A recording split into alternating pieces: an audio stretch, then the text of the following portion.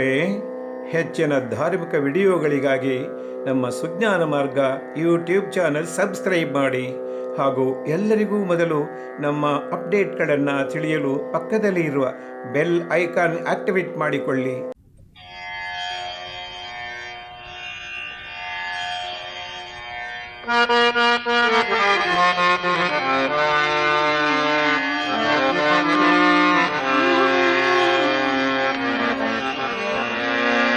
ಪಂಚಾನನ ಪ್ರಿಯಕರಂ ಚತುರಾನನ ಸನ್ನುತೋ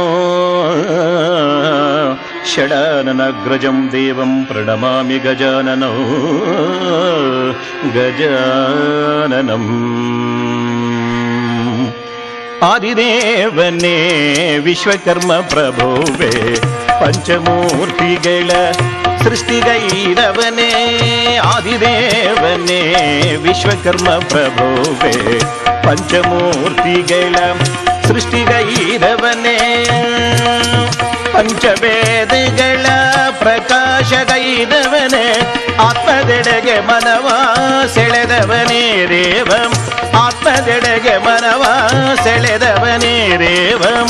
ಆದಿದೇವನೇ ವಿಶ್ವಕರ್ಮ ಪ್ರಭುವೇ ಪಂಚಮೂರ್ತಿಗಳ ಸೃಷ್ಟಿಗೈರವನೇ.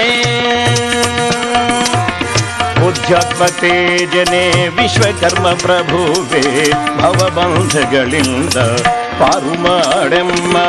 ನಿನ್ನ ಸಾಕ್ಷಾತ್ಕಾರ ಪಡೆಯಲು ತವ ಕಿಪ ದಾಸ ಪುರುಷೋತ್ತಮನ ಕರುಣದಿಂದಲಿ ಕಾಯೈ. ದಾಸ ಪುರುಷೋತ್ತಮನ ಕರುಣದಿಂದಲಿ ಕಾಯೈ. ಆದಿದೇವನೇ ವಿಶ್ವಕರ್ಮ ಪ್ರಭುವೇ ಪಂಚಮೂರ್ತಿಗಳ ಸೃಷ್ಟಿಗೈರವನೇ.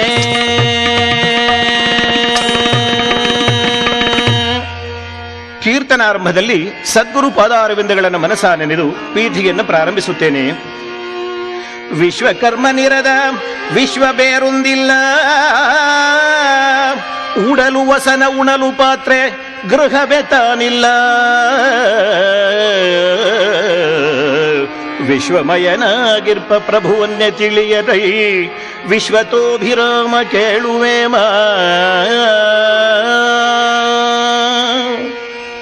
ಹೀಗೆಂದು ಮಹಾಕವಿ ವೇಮಣ್ಣನವರು ಹೇಳಿದ್ದಾರೆ. ಈ ದೇವನ ಕಥೆಯನ್ನು ಕೇಳುವುದರಿಂದ ಮಾನವನು ಸಕಲ ಸುಖ ಭೋಗಗಳನ್ನು ಅನುಭವಿಸಿ ಇಹಪರದ ಗತಿಯನ್ನು ಪಡೆಯುತ್ತಾನೆ. ಆದ್ದರಿಂದ ಭಗವಾನ್ ಶ್ರೀ ವಿಶ್ವಕರ್ಮ ದೇವನ ಕಥಾ ಭಾಗವನ್ನ ಹೇಳಿ ಕೇಳಿ ನಾವು ಧನ್ಯರಾಗೋಣ. ಪೂರ್ವಕಾಲದಲ್ಲಿ ಧರ್ಮಕ್ಷೇತ್ರದಲ್ಲಿ ಮುನಿಗಳೆಲ್ಲರೂ ಸೂತರಂ ಬೇಡಲು. ಪೂರ್ವಕಾಲದೊಳ್ಳು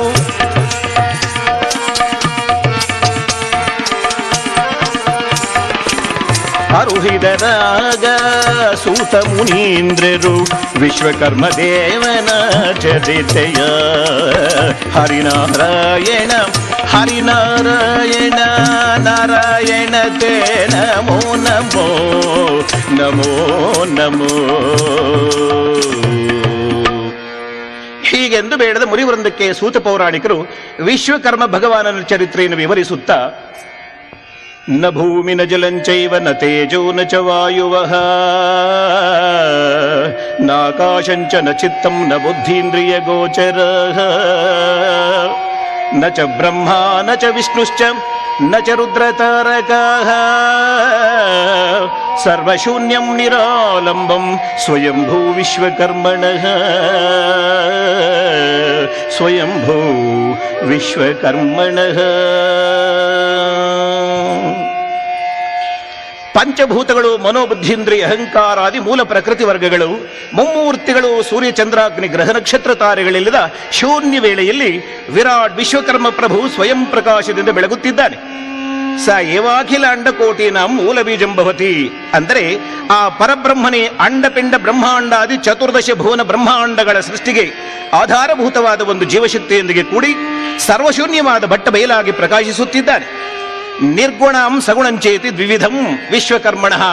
ಅಂದರೆ ಈ ವಿಶ್ವಕರ್ಮ ಪ್ರಭುವನ್ನ ನಿರ್ಗುಣ ಬ್ರಹ್ಮನೆಂದು ಸಗುಣ ಬ್ರಹ್ಮನೆಂದು ಎರಡು ವಿಧವಾಗಿ ವರ್ಣಿಸಲ್ಪಟ್ಟಿದೆ.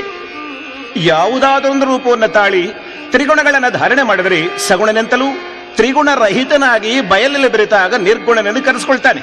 ಜ್ಞಾನಿಯಾದವನು ನಿರಾಕಾರನಾದ ನಿರ್ಗುಣ ಬ್ರಹ್ಮನನ್ನ ತನ್ನ ಹೃದಯ ಕಮಲ ಕರ್ಣಿಕಾ ಮಧ್ಯದಲ್ಲಿ ಧ್ಯಾನದ ಮೂಲಕ ಕಂಡು ಸಾಕ್ಷಾತ್ಕಾರ ಹೊಂದಬಹುದು. ಜ್ಞಾನಿಯಲ್ಲದವನು ಸಗುಣ ಬ್ರಹ್ಮನನ್ನ ಉಪಾಸನೆ ಮಾಡಿ ಮೋಕ್ಷವನ್ನು ಪಡೆಯಬಹುದು. ಈ ಸಗುಣ ಉಪಾಸನೆಗಾಗಿ ವಿಶ್ವಕರ್ಮ ಶಿಲ್ಪಿಗಳು ದೇವಾಲಯಗಳನ್ನು ನಿರ್ಮಾಣಗೈದು ದೇವರ ಬಗ್ಗೆ ಭಕ್ತಿ ಮೂಡುವಂತೆ ಮಾಡಿದ್ದಾರೆ. ಶಿಲ್ಪದ ಪ್ರಯೋಜನಗಳು ಒಂದಲ್ಲ ಎರಡಲ್ಲ 100 ವಿಧಗಳಿವೆ. ಶಿಲ್ಪದ ಬಗ್ಗೆ ಕಥಾಭಾಗ ಮುಂದುವರೆದಂತೆ ವಿವರಣೆಗಳಿರುತ್ತವೆ.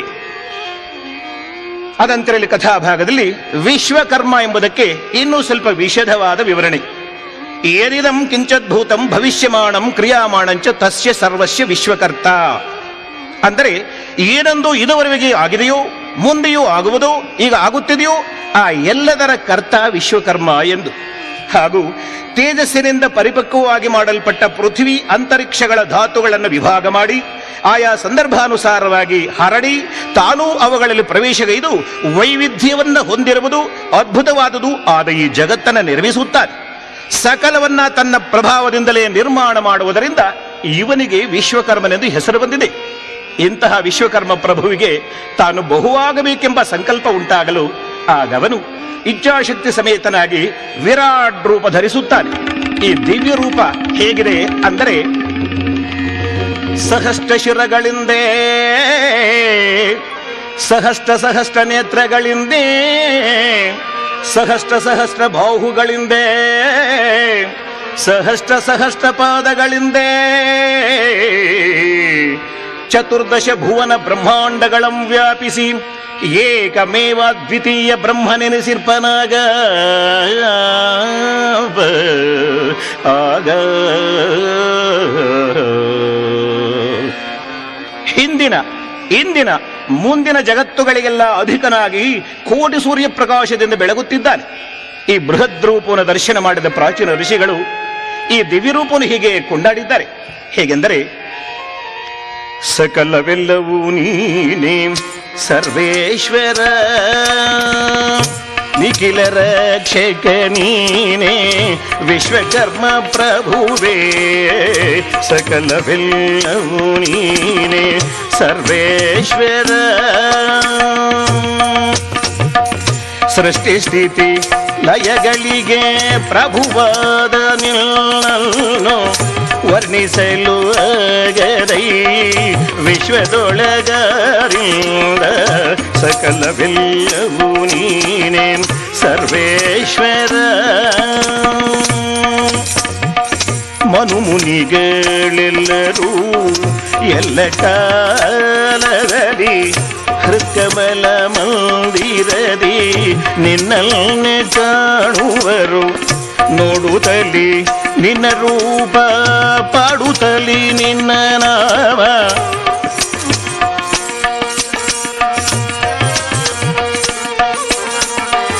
ನೋಡುತ್ತಲಿ ನಿನ್ನ ರೂಪ, ಪಾಡುತ್ತಲಿ ನಿನ್ನ ನಾಮ, ಆನಂದ ಸಾಗರದಿ ಮೈಮರೆವರಯ್ಯ, ಸಕಲವೆಲ್ಲವೂ ನೀನೇ ಸರ್ವೇಶ್ವರ. ಈ ರೀತಿಯಾಗಿ ಅನನ್ಯವಾದ ಭಕ್ತಿಯಿಂದ ಕೊಂಡಾಡಿರುತ್ತಾರೆ. ಅಲ್ಲದೆ ಈಶಾವಾಸ್ಯೋಪನಿಷತ್ತಿನಲ್ಲಿ ಈ ಜಗತ್ತಿನಲ್ಲಿ ಚಲಿಸುವುದೆಲ್ಲವೂ ವಿಶ್ವಕರ್ಮನಿಂದಲೇ ತುಂಬಿದೆ ಎಂದರೆ, ಬೃಹದಾರಣ್ಯಕೋಪನಿಷತ್ತಿನಲ್ಲಿ ಪೂರ್ಣಮದಃ ಪೂರ್ಣಮಿದಂ ಪೂರ್ಣಾತ್ ಪೂರ್ಣಮುದಚ್ಯತೆ ಪೂರ್ಣಶ್ಚ ಪೂರ್ಣಮಾದಾಯ ಪೂರ್ಣಯೇವಾವಶಿಷ್ಯತೆ. ಓಂ ಶಾಂತಿ ಶಾಂತಿ ಶಾಂತಿ.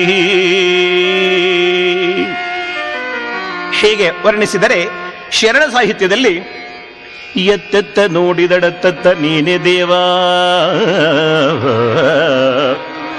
ಸಕಲ ವಿಸ್ತಾರದ ರೂಹು ನೀನೇ ದೇವ, ವಿಶ್ವತೋ ಚಕ್ಷು ನೀನೇ ದೇವ, ವಿಶ್ವತೋ ಮುಖ ನೀನೇ ದೇವ,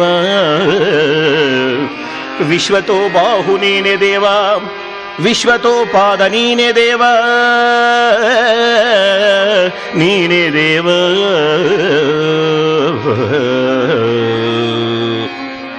ಹೀಗೆಂದು ಕೊಂಡಾಡಿರುತ್ತಾರೆ. ಇಲ್ಲಿ ಕಥಾಭಾಗದಲ್ಲಿ ಮುಂದುವರಿಯುತ್ತಾ, ವಿಶ್ವಕರ್ಮ ಪ್ರಭುವಿನಲ್ಲಿ ಪಂಚವಕ್ತ್ರಾಣಿ ತಸ್ಯಾಸನ್ ಪ್ರಪಂಚ ಸೃಷ್ಟಿ ಹೇತವಃ ಅಂದರೆ ಪ್ರಪಂಚ ಸೃಷ್ಟಿಗೆ ಕಾರಣವಾದ ಸದ್ಯೋಜಾತಾದಿ ಪಂಚಮುಖಗಳುಂಟಾಗುತ್ತವೆ. ಆ ಮುಖಗಳಿಂದ ಕ್ರಮವಾಗಿ ಋಗ್ವೇದ, ಯಜುರ್ವೇದ, ಸಾಮವೇದ, ಅಥರ್ವಣ, ಪ್ರಣವವೆಂಬ ಪಂಚವೇದಗಳು, ಸಾನಗ, ಸನಾತನ, ಅಹಭೂನ, ಪ್ರಶ್ನ, ಸುಪರ್ಣಸರೆಂಬ ಪಂಚಬ್ರಹ್ಮರು ಹುಟ್ಟುತ್ತಾರೆ. ಇವರನ್ನೇ ರುದ್ರ, ವಿಷ್ಣು, ಬ್ರಹ್ಮ, ದೇವೇಂದ್ರ ಮತ್ತು ಸೂರ್ಯರಿಂದಲೂ ಅಪರನಾಮಗಳಿಂದಲೂ ಕರೆಯುತ್ತಾರೆ. ಅಲ್ಲದೆ ಮನು, ಮಯ, ತುಷ್ಟು, ಶಿಲ್ಪಿ, ವಿಶ್ವಜ್ಞರಿಂದಲೂ ಕರೆಯಲಾಗುತ್ತದೆ. ಆನಂತರ ವಿಶ್ವಕರ್ಮ ಭಗವಾನನು ಪಂಚಮೂರ್ತಿಗಳಿಗೆ ಪಂಚಶಕ್ತಿಗಳನ್ನು ವಸಗೈದು ಪಂಚವೇದಗಳನ್ನು ಉಪದೇಶ ಮಾಡ್ತಿದ್ದಾನೆ. ಹೇಗೆಂದರೆ, ಮನುವಾದ ಶಿವನಿಗೆ ಆದಿಶಕ್ತಿ ಗಿರಿಜಯಂ ಪತ್ನಿಯಾಗಿಸಿ ಸದ್ಯೋಜಾತ ಮುಖದಿಂದುದ್ಭವಿಸಿದ ಋಗ್ವೇದವಂಬೋಧೆಗೈದನ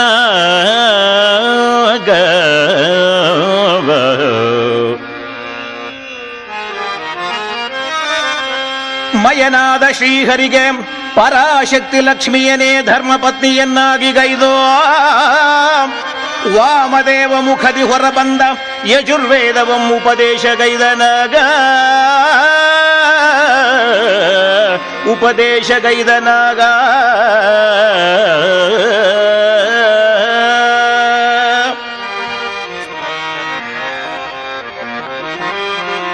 ತ್ವಷ್ಟುವಾದ ಬ್ರಹ್ಮದೇವಂಗೆ ಇಚ್ಛಾಶಕ್ತಿ ಶಾರದೆಯಂ ಸತಿಯಾಗಿರಿಸಿ ಅಘೋರ ಮುಖದಿ ಹೊರಬಂದ ಸಾಮವೇದವಂಬೋಧೆಗೈದನಾಗ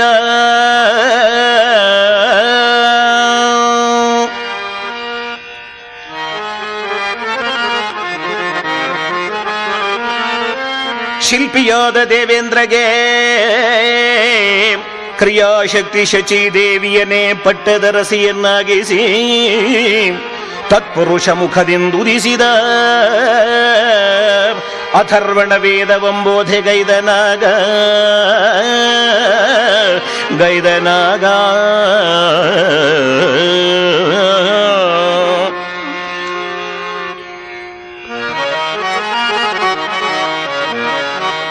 ವಿಶ್ವಜ್ಞನಾದ ಸೂರ್ಯದೇವಂಗೆ ಜ್ಞಾನಶಕ್ತಿ ಸೌಜ್ಞಾದೇವಿಯಂ ಪತ್ನಿಯಾಗಿಸಿ ಈಶಾನ್ಯ ಮುಖದಿಂದುದ್ಭವಿಸಿದ ಪ್ರಣವ ವೇದವಂ ಉಪದೇಶಗೈದನಾಗ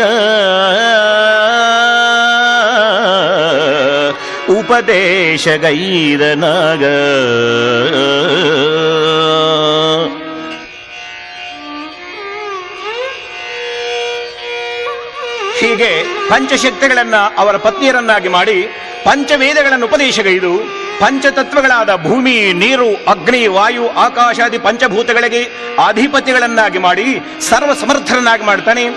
ಈ ಪಂಚಮೂರ್ತಿಗಳು ಪ್ರಪಂಚವನ್ನ ಸೃಷ್ಟಿ ಮಾಡಲು ಪಂಚಕೃತ್ಯಗಳನ್ನ ಮುಂದುವರಿಸಲು ಹೊರಡ್ತಾರೆ. ಈ ಸೃಷ್ಟಿ ಹೇಗೆ ಮುಂದುವರಿಯಿತು ಅಂದರೆ, ಪಂಚಭೂತಗಳೊಂದೊಂದರಿಂದ 5 ತತ್ವಗಳುಂಟಾಗಿ 25 ತತ್ವಗಳಾಗುತ್ತವೆ. ಈ 25 ತತ್ವಗಳೇ ವಿಶ್ವಕ್ಕೆ ಆಧಾರಭೂತವಾಗಿವೆ. ಆನಂತರ ಪಂಚಮೂರ್ತಿಗಳು ಕ್ರಮವಾಗಿ ಅತಲ, ವಿತಲ, ಸುತಲ, ರಸಾತಲ, ತಲಾತಲ, ಮಹಾತಲ, ಪಾತಾಳಗಳೆಂಬ 7 ಅಧೋಲೋಕಗಳನ್ನು, ಭೂಲೋಕ, ಭುವರ್ಲೋಕ, ಸುವರ್ಲೋಕ, ಮಹಾರ್ಲೋಕ, ಜನೋಲೋಕ, ತಪೋಲೋಕ, ಸತ್ಯಲೋಕಗಳೆಂಬ ಊರ್ಧ್ವಲೋಕಗಳೇಳನ್ನು, ಇಂದ್ರ, ಅಗ್ನಿ, ಯಮ, ನಿರುತಿ, ವರುಣ, ವಾಯು, ಕುಬೇರ, ಈಶಾನ್ಯರೆಂಬ ಅಷ್ಟದಿಕ್ಪಾಲಕರು ಹಾಗೂ ಅವರಿಗೆ ಅಮರಾವತಿ, ತೇಜೋವತಿ, ಸಂಯಮನಿ, ನಯನವತಿ, ಅಂಬೋವತಿ, ಭೋಗವತಿ, ಅಲಕಾವತಿ, ಕಾವ್ಯವತಿ ಎಂಬ ನಗರಗಳನ್ನು, ಐರಾವತ, ಪುಂಡರೀಕ, ವಾಮನ, ಕುಮುದೋಂಜನ, ಪುಷ್ಪದಂತ, ಸಾರ್ವಭೌಮ, ಸುಪ್ರೀತಕೆಗಳೆಂಬ ಅಷ್ಟದಿಗ್ಗಜಗಳನ್ನು, ಅನಿಲ, ಅನಲ, ಪ್ರತ್ಯುಷ, ಪ್ರಭಾಸ, ಅಪ, ಸೋಮ, ಅಧ್ವರ, ಧ್ರುವರೆಂಬ ಅಷ್ಟವಸುಗಳನ್ನು, ಸೂರ್ಯಚಂದ್ರಾದಿ ನವಗ್ರಹಗಳನ್ನು, ಅವಹ, ನಿವಹ, ಸಮೂಹ, ಅನುವಹ, ಪ್ರವಹ, ಉದ್ವಹ, ಪರಿವಹರೆಂಬ ಮರುತ್ತಗಳನ್ನು ಹಾಗೂ ಶಿವ, ಶಂಭು, ಪಿನಾಕಿ, ಗಿರೀಶ, ಹರಸ್ಥಾಣು, ಭದ್ರ, ಭೈರವ, ಸದಾಶಿವ, ಅನಂತ, ಕಪಾಲಿ, ಈಶಾನ್ಯರೆಂಬ 11 ರುದ್ರರನ್ನು, ಮಿತ್ರ, ಆರ್ಯಮ, ತ್ವಷ್ಟು, ಧಾತೃ, ವಿವಸ್ವಾನ್, ಅರುಣ, ಭಗ, ಅಂಶುಮಾನ್, ಇಂದ್ರ, ಪರ್ಜನ್ಯ, ವಿಷ್ಣು, ಪೂಷನ್ ಎಂಬ 12 ಸಪ್ತರ್ಷಿಗಳು ಹಾಗೂ ಇನ್ನು ಅನೇಕ ಮಂದಿ ಮಹರ್ಷಿಗಳನ್ನು, ಲವಣ, ಇಕ್ಷು, ಸುರ, ಸರ್ಪಿ, ದಧಿ, ಕ್ಷೀರ, ಜಲಾರಣ್ಯಗಳೆಂಬ 7 ಸಮುದ್ರಗಳನ್ನು, ಗಂಗಾ, ಯಮುನಾ, ಗೋದಾವರಿ, ಸರಸ್ವತಿ, ನರ್ಮದಾ, ಸಿಂಧು, ಕಾವೇರಿ ಮೊದಲಾದ ನದಿಗಳನ್ನು, ಬ್ರಾಹ್ಮಿ, ಮಾಹೇಶ್ವರಿ, ಕೌಮಾರಿ, ವೈಷ್ಣವಿ, ವಾರಾಹಿ, ಇಂದ್ರಾಣಿ, ಚಾಮುಂಡೇಶ್ವರಿ ಎಂಬ 7 ಮಾತೃಕೆಯರನ್ನು, ದೇವದಾನವ ಮಾನವ ಗರುಡ ಗಂಧರ್ವ ಯಕ್ಷ ಕಿನ್ನರ ಕೆಂಪುರುಷ ಸಿದ್ಧ ಸಾಧ್ಯ ವಿದ್ಯಾಧರರೆಂಬ ದಿವ್ಯ ಜನರನ್ನು, ಮತಂಗ ಮಾಲ್ಯವಂತ ಹೇಮಕೂಟ ಹಿಮಾಚಲ ರಜಿತಾಚಲ ಗಂಧಮಾದನ ಸುಗಂಧ ಸುಪಾರ್ಶ್ವ ಸುಪಕ್ಷ ಮುಂತಾದ ಪರ್ವತಗಳನ್ನು, ಜಂಬೂ ಪ್ಲಕ್ಷ ಕುಶ ಕ್ರೌಂಚ ಶಾಖ ಶಾಲ್ಮಲಿ ಪುಷ್ಕರಗಳೆಂಬ ಸಪ್ತದ್ವೀಪಗಳನ್ನು, ಭಾರತ ವರ್ಷ ಕೆಂಪುರುಷ ಹರಿ ಇಳಾವೃತ ಕುರು ಭದ್ರಾಶ್ವ ಕೇತುಮೂಲ ಹಿರಣ್ಯ ಪಾಂಚಜನ್ಯಗಳೆಂಬ ನವವರ್ಷಗಳನ್ನು, ಇಂದ್ರ ಶ್ವೇತ ತಾಮ್ರ ಗಭಸ್ತಿ ನಾಗ ಸೌಮ್ಯ ಚಾರಣ ಭರತ ಖಂಡಗಳೆಂಬ ನವಖಂಡಗಳನ್ನು, ಪಾರ್ಥಿವ ಕಲ್ಪ ಕೂರ್ಮಕಲ್ಪ ಅನಂತ ಶ್ವೇತ ವರಾಹ ಸಾವಿತ್ರಿ ಪ್ರಳಯ ಕಲ್ಪಗಳೆಂಬ ಸಪ್ತಕಲ್ಪಗಳನ್ನು, ಇಂದ್ರ ಸಾವರ್ಣಿಯಾದಿಯಾಗಿ 14 ಮನ್ವಂತರಗಳು, ಪ್ರಭವಾದಿ ಸಂವತ್ಸರಗಳು, ಮೇಷ ಚೈತ್ರಾದಿ ಮಾಸಗಳು, ಅಶ್ವಿನ್ಯಾದಿ ನಕ್ಷತ್ರಗಳು, ತಿಥಿ ವಾರ ಯೋಗ ಕರಣಗಳು ಇತ್ಯಾದಿ ಇತ್ಯಾದಿ ಬ್ರಹ್ಮಾಂಡ ಮಧ್ಯಗತಗಳಾದ ಸಮಸ್ತವನ್ನ ವಿಶ್ವಕರ್ಮ ಪ್ರಭು ತನ್ನ ಪಂಚಮುಖಗಳಿಂದ ಉದ್ಭವಿಸಿದ ಪಂಚಮೂರ್ತಿಗಳಿಂದ ಇಂತಹ ಅಮೋಘವಾದ ವಿಶ್ವವನ್ನ ಸೃಷ್ಟಿ ಮಾಡಿಸಿ ಪಾಲಿಸುತ್ತಿರುತ್ತಾನೆ.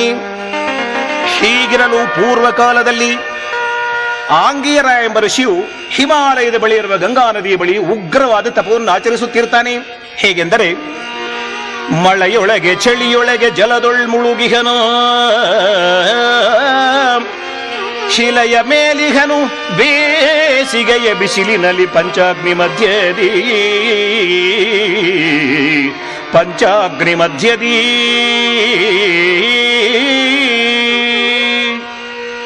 ಹೀಗೆ ಉಗ್ರವಾದ ತಪವನ್ನು ಆಚರಿಸುತ್ತಾನೆ. ಆದರೆ ಆಂಗೀರ ಮಹರ್ಷಿಗೆ ಮನಃಶಾಂತಿ ಇಲ್ಲದಾಗ್ತದೆ. ದಾಹದಿಂದ ಬಳಲುವನು ಮರೀಚಿಕೆಯನ್ನ ನೀರೆಂದು ಭ್ರಮಿಸಿ ಅದನ್ನೇ ಹಿಂಬಾಲಿಸಿದಂತಾಗಿತ್ತು ಅವನ ಪಾಡು. ಪಾಪ, ಆತ ಚಂಚಲವಾದ ಮನಸ್ಸಿನಿಂದ ಪರಮಾತ್ಮನ ನಾನಾ ರೂಪಗಳನ್ನು ಕುರಿತು ತಪಸ್ಸು ಮಾಡಿದರೂ ತಕ್ಕ ಫಲವನ್ನು ಕಾಣದೆ ಪರಿತಪಿಸುತ್ತಾನೆ.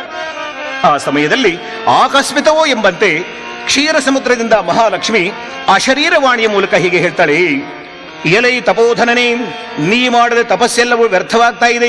ಕಾರಣ ನಿನ್ನ ಚಿತ್ತ ಸ್ಥಿರವಾಗಿಲ್ಲ. ಬಾಣವನ್ನ ಗುರಿ ನೋಡಿ ಹೊಡೆದರೆ ಮಾತ್ರ ಗುರಿ ಮುಟ್ಟುವುದು, ಇಲ್ಲದೆ ಹೋದರೆ ವ್ಯರ್ಥವಾಗ್ತದೆ. ನಿನ್ನ ತಪಸ್ಸಿನ ರೀತಿಯು ಅಂತೆಯೇ ಆಗಿದೆ. ಆದ್ದರಿಂದ ಲೋಕದಲ್ಲಿ ನೀನು ಅಪಹಾಸ್ಯಕ್ಕೆ ಗುರಿಯಾಗುವೆಯಯ್ಯ. ನೀನು ಜಗತ್ಪಿತನಾದ ವಿಶ್ವಕರ್ಮ ಪ್ರಭುವನ್ನ ಸ್ಥಿರವಾದ ಮನದಿಂದ ಅಮಾವಾಸ್ಯ ದಿನ ಪೂಜಿಸಿ ಧ್ಯಾನ ಮಾಡು ಹೀಗೆಂದು ಹೇಳ್ತಾಳೆ. ಕೇಳಿದ ಆಂಗೀರ ಋಷಿಯು ಆಶ್ಚರ್ಯಗೊಂಡು ಶ್ರೀ ವಿಶ್ವಕರ್ಮ ದೇವನನ್ನ ಪೂಜಿಸಿ ಧ್ಯಾನ ಮಾಡ್ತಾನೆ. ಜನನೇ ಜನಕರು ನೀನಯ್ಯ ವಿಶ್ವಕರ್ಮ ಪ್ರಭುವೇ, ಅನವರತವು ನಿನ್ನ ನಾಮವ ನೆನೆವೆನೋ. ದಿನಪ ಶಶಿಮೇನ್ ಸಕಲ ಗ್ರಹಗಳ ಧರಿಸಿಹೆ ನಿನ್ನ ಕುಕ್ಷಿಯೊಳಗೆ. ಘನ ಮಹಿಮ ಸುರನಮಿತ ಜ್ಞಾನಿಗಳಾತ್ಮ ಪರಮಾತ್ಮ ದರ್ಶನವ ನೀಡಿ ಪೊರೆಯೋ ದೀನನಾದ ಎನ್ನೋ, ದೀನನಾದ ಎನ್ನೋ.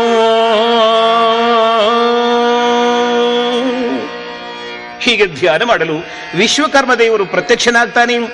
ಆಂಗೀರ ಮಹರ್ಷಿ ಆ ದಿವ್ಯ ಮಂಗಳ ರೂಪವನ್ನು ಕಂಡು ಎರಗಿ ಪರವಶನಾಗಿ, ಕಂಡೆನು ನಾನಿಂದು ಬ್ರಹ್ಮಾಂಡದೊಡೆಯನ ದಿವ್ಯ ಮಂಗಳ ರೂಪವ ಮನದಣಿಯೇ. ಕಂಡೆನು ನಾನಿಂದು ಬ್ರಹ್ಮಾಂಡದೊಡೆಯನ ದಿವ್ಯ ಮಂಗಳ ರೂಪವ ಮನದಣಿಯೇ. ಸೃಷ್ಟಿ ಸ್ಥಿತಿ ಲಯ ಕಾರಣ ಕರ್ತನ ಸೃಷ್ಟಿ ಸ್ಥಿತಿ ಲಯ ನಿಷ್ಠೆಯಿಂದ ನೆನೆವವರ ಇಷ್ಟಾರ್ಥವೇವನ. ಕಂಡೆನು ನಾನಿಂದು ಬ್ರಹ್ಮಾಂಡದೊಡೆಯನ ದಿವ್ಯ ಮಂಗಳ ರೂಪವ ಮನದಣಿಯೇ. ವಿಶ್ವರೂಪನಾಗಿ ವಿಶ್ವನೇತ್ರನಾಗಿ ವಿಶ್ವವ ಕುಕ್ಷಿಯೊಳಗೆ ಧರಿಸಿರುವವನ.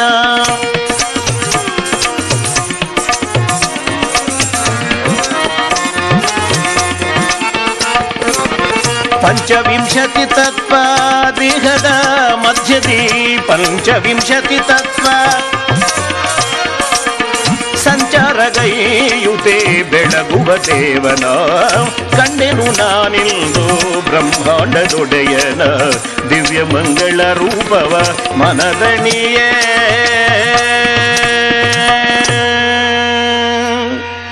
ಹೀಗೆಂದು ಕೊಂಡಾಡಿ ವಿಶ್ವಕರ್ಮನ ಕೃಪೆಯಿಂದ ಶಿಲ್ಪವಿದ್ಯಾ ಜ್ಞಾನವನ್ನು ಪಡೆದುಕೊಂಡು ಅಥರ್ವ ವೇದವನ್ನು ಹೃದ್ಗತ ಮಾಡಿಕೊಂಡು ತತ್ವಜ್ಞಾನಿಯಾಗಿದ್ದಾನೆ. ಆಮೇಲೆ ತನ್ನ ಜ್ಞಾನ ಸಂಪತ್ತಿನಿಂದ ವಿಮಾನ ವಿದ್ಯೆ, ಯಂತ್ರವಿದ್ಯೆ ಮೊದಲಾದ ಅನೇಕ ಅದ್ಭುತವಾದ ಆಶ್ಚರ್ಯಗೊಳಿಸುವ ವಿದ್ಯೆಗಳನ್ನು ಪ್ರಕಟ ಮಾಡ್ತಾನೆ. ಈ ಶಿಲ್ಪವಿದ್ಯೆಯ ಬಗ್ಗೆ ಒಂದೆರಡು ಮಾತು. ವಿಶ್ವವೆಲ್ಲವೂ ಶಿಲ್ಪ ಮೂಲವಾದುದಾಗಿದೆ. ಶಿಲ್ಪದಿಂದಲೇ ಜಗತ್ತು ಹುಟ್ಟಿ ಬೆಳಗಿ ಮರೆಯಾಗುತ್ತದೆ.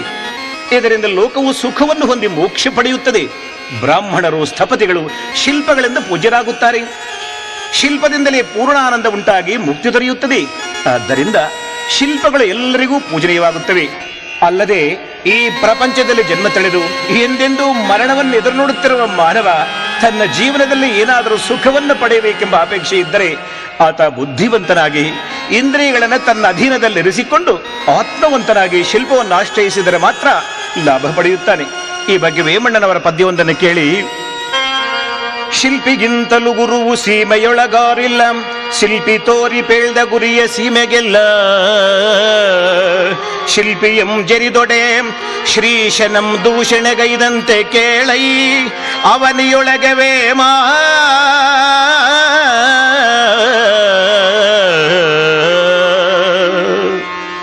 ಹೀಗೆ ಹೇಳಿದ್ದಾರೆ. ಅದು ಹಾಗಿರಲಿ, ಕಥಾಭಾಗದಲ್ಲಿ ಈ ಶಿಲ್ಪವು ಎರಡು ವಿಧವಾಗಿದೆ. ಮೊದಲನೆಯದು ಪೃಥ್ವಿಯಾದಿ ಪಂಚಭೂತಗಳ ಸೃಷ್ಟಿ, ಎರಡನೆಯದು ಆಲಯ ಗೃಹಾದಿಗಳ ಸೃಷ್ಟಿ. ಈ ದೈವಿ ಸೃಷ್ಟಿಯ ಬಗ್ಗೆ ವಿಶ್ವಕರ್ಮ ಸುಪ್ರಭಾತದಲ್ಲಿ ಹೀಗೆ ಸ್ತುತಿಸಲ್ಪಟ್ಟಿದೆ. ಶಿಲ್ಪಂ ವಿನಾ ಜ್ವಲತಿನೋ ಮಿಹಿರಶ್ಚ ವಹ್ನಿ, ಶಿಲ್ಪಂ ವಿನಾ ವಹತಿನೋ ಸಲಿಲಂಚ ವಾಯು, ಶಿಲ್ಪಂ ವಿನಾ ಭವತಿನೋ ಧರಣಿಶ್ಚ ಖಲ್ಚ, ಶಿಲ್ಪಾತ್ಮನೋ ಭಗವತಸ್ತವ ಸುಪ್ರಭಾತಂ ಸುಪ್ರಭಾತಂ. ಸೂರ್ಯಾಗ್ನಿಗಳು ಜ್ವಲಿಸುತ್ತಿರುವುದು ಶಿಲ್ಪದಿಂದ, ನೀರು ವಾಯು ಚಲಿಸುತ್ತಿರುವುದು ಶಿಲ್ಪದ ಪ್ರಭಾವದಿಂದ, ಭೂಮ್ಯಾಕಾಶಗಳುಂಟಾಗಿರುವುದು ಶಿಲ್ಪದಿಂದ. ಇಂತಹ ಶಿಲ್ಪಗಳಿಗೆ ಕಾರಣಭೂತನಾದ ಹೇ ವಿಶ್ವಕರ್ಮ ಭಗವಂತನೇ, ನಿನಗೆ ಸುಪ್ರಭಾತವಯ್ಯ ಎಂದು. ಇನ್ನು ಅಥರ್ವಣ ವೇದದ ಬಗ್ಗೆ ಒಂದಿಷ್ಟು ವಿವರಣೆ. ತಿಳಿವಿನ ಸಮುದಾಯವೇ ವೇದಗಳು. ವೇದಗಳು 5. ಸ್ತುತಿರೂಪ ಗಾನರಾಶಿ ಋಗ್ವೇದವಾಗಿಯೂ, ಪ್ರಾರ್ಥನಾ ನೇಮರೂಪ ಜ್ಞಾನರಾಶಿಯಾಗಿ ಯಜುರ್ವೇದವಾಗಿಯೂ, ಗಾನರೂಪ ಜ್ಞಾನರಾಶಿಯಾಗಿ ಸಾಮವೇದವಾಗಿಯೂ, ಅಂದರೆ ಋಗ್ವೇದ, ಯಜುರ್ವೇದ, ಸಾಮವೇದ ಈ 3 ವೇದಗಳನ್ನು ಒಂದು ಗುಂಪಾಗಿ ವಿಂಗಡಿಸಬಹುದು. ತ್ರಯೀ ವಿದ್ಯಾ ಅಂದರೆ ಮುಮ್ಮಡಿಯ ಜ್ಞಾನವೆಂದು ಬಹುಕಾಲ ಪರಿಗಣಿಸಲ್ಪಟ್ಟಿದ್ದು.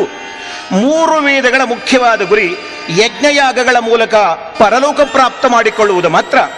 ಅಥರ್ವಣ ವೇದ ಆ ಸ್ಥಾನ ಪಡೆಯದಿರಲು ಕಾರಣ ಮಾಟ ಮಂತ್ರ ಜಾದೂ ಮಾಡುವುದು ಪಾತಕಿಗಳ ವೃತ್ತಿ ಎಂದು ಸ್ಮೃತಿ ಗ್ರಂಥಗಳೇ ಸಾರಿದುವು. ಅಲ್ಲ, ಮಾಟ ಮಾಡುವವನ ಮನೆ ಹಾಳು ಎಂಬ ಗಾದೆ ಮಾತು ಕೂಡ ಇದೆ. ಆದರೆ ಅಥರ್ವಣ ವೇದ ನಿಜಕ್ಕೂ ಸಾಮಾನ್ಯ ಜನರ ವೇದ. ಅದರ ಗುರಿ ಐಹಿಕ ಆಮುಷ್ಮಿಕ 2. ತ್ರಯೀವಿದ್ಯೆಯ ಗುರಿ ಕೇವಲ ಆಮುಷ್ಮಿಕ ಮಾತ್ರ. ಅಥರ್ವ ವೇದವು ಐಹಿಕ ಸುಖಕ್ಕೆ 100 ಕಾಲ ಬದುಕು ಕಡೆ ಗಮನ ಕೊಟ್ಟಿತು. ದೀರ್ಘಾಯುತ್ವಾಯ ಶತಶಾರದಾಯ ಅಂದರೆ ತುಂಬು ಬದುಕನ್ನು ಬದುಕಿ ಜರಾಮೃತ್ಯವನ್ನು ಹೊಂದಿ ಆಮೇಲೆ ಯಮಲೋಕವನ್ನೋ ಅಥವಾ ಅತ್ಯುನ್ನತವಾದ ಸ್ವರ್ಗವನ್ನೋ ಪಡೆಯಬೇಕೆಂದು ಸಾರಿತು. ಮೊದಲ 3 ವೇದಗಳಲ್ಲಿ ಪ್ರೋಕ್ತವಾಗಿರುವ ಅತಿ ಜಟಿಲವೂ ಅತ್ಯಂತ ಧನವೇದಿಂದ ಮಾತ್ರ ಸಾಧ್ಯವಾಗಿದ್ದ ಮಹಾ ಯಜ್ಞಗಳನ್ನು ಬಹು ಸುಲಭ ಮಾಡಿ ಸವಗಳನ್ನು ರೂಢಿಗೆ ತಂದಿತು. ಕೇವಲ ಅತಿಥಿಯೋರ್ವನಿಗೆ ನೀಡಬೇಕಾದ ಉಪಚಾರ ನೀಡಿದರೆ ಸಾಕು, ಅಗ್ನಿಷ್ಠೋಮ ಅಶ್ವಮೇಧಾದಿ ಯಾಗಗಳನ್ನು ಮಾಡದ ಫಲ ದೊರೆಯುತ್ತದೆಂದು ಅಥರ್ವಣಿಕ ದ್ರಷ್ಟಾರರು ಸಾರಿದರು. ಇಮಾಯಾಸ್ತಿಷ್ಠ ಪೃಥ್ವೀ ಸ್ಥಾನಂ ಭೂಮಿರುತ್ತಮಂ ಅಂದರೆ 3 ಲೋಕಗಳಲ್ಲಿ ಭೂಲೋಕವೇ ಶ್ರೇಷ್ಠವೆಂದು ಘೋಷಿಸಿದ್ದಾರೆ. ಅಥರ್ವ ವೇದದಲ್ಲಿ ರೋಗ ರುಜಿನಗಳ ಪರಿಹಾರಕ್ಕಾಗಿ ನಾನಾ ವಿಧ ಗಿಡಮೂಲಿಕೆಗಳು, ಅವುಗಳ ಪ್ರಯೋಗಪೂರ್ವಕವಾದ ಭೈಷಜ್ಯಾನಿ ಎಂಬ ಹಲವಾರು ಮಂತ್ರಗಳಿವೆ. ಭಾರತೀಯ ವೈದ್ಯಶಾಸ್ತ್ರಕ್ಕೆ ಅಥರ್ವಣ ವೇದ ಆದ್ಯ ಮತ್ತು ಭದ್ರ ಬುನಾದಿ. ಆದ್ದರಿಂದಲೇ ಇದನ್ನು ಭೈಷಜ್ಯ ವೇದವನ್ನುವರು. ಭೇಷಜ ಎಂದರೆ ಔಷಧಿ ಎಂದರ್ಥ. ಅಲ್ಲದೆ ಇದು ಕ್ಷತ್ರವೇದವೂ ಹೌದು. ರಾಜರುಗಳ ಚುನಾವಣೆ, ಸಭೆ ಮತ್ತು ಸಮಿತಿಯ ಹೊಣೆ, ಕಿರೀಟ ಧಾರಣೆ, ಯುದ್ಧದಲ್ಲಿ ಜಯಕ್ಕಾಗಿ ಪ್ರಾರ್ಥನೆ, ಶತ್ರು ಪರಾಜಯ, ಭ್ರಷ್ಟನಾದ ರಾಜನನ್ನ ಉತ್ತಮನನ್ನಾಗಿ ಮಾಡುವುದು ಮುಂತಾದ ವಿಷಯಗಳಿಗೆ ಸಂಬಂಧಪಟ್ಟ ಮಂತ್ರಗಳಿವೆ.